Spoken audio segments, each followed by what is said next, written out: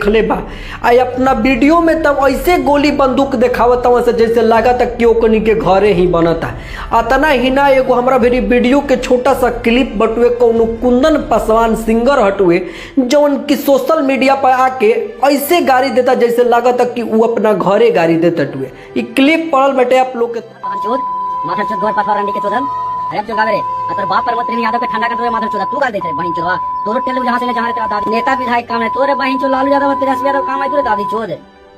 नाना दोस्त एक मिनट एगो बात बता दी कि तहार बात सही बटुए, तू बहुत बढ़िया बात कला हा कि एगो के टारगेट करके तू सोशल मीडिया पर गाड़ी देला है, लेकिन गाड़ी तो तू ऐसे देतड़ा जैसे लागत कि तू अपना घरे गाड़ी देतड़ा। सोशल मीडिया पर तू गाड़ी देतड़ा, तारा अतना सावंग बात ना शक्ति बाटे तो ओकरा सामने जाके गाड़ी दो। ओकरो के हम कहतनी कि ओकरा अतना सावंग बाटे तो उ तारा सामने आके गाड़ी देवो। सोशल मीडिया तार लोग के घर ना हो कि तार लोग के जब मन करी जैसे मन करी ओकरा के वैसे यूज करबा। चलो कोई बात ना, ठीक बा, लेकिन एगो लास्ट बात हम तरह से बता देता नहीं कुंदन पासवान जी कि लालू प्रसाद यादव के जवन नाम लेला है, लालू प्रसाद यादव के इतिहास के बारे में तारा पता बा? नहीं के पता तो अपना बाप दादा अपना पूर्वज से पूछ लिया कि लालू यादव तारा खातिर का कैले बने जो ना लालू यादव के तू अपना वीडियो में नाम लेला है।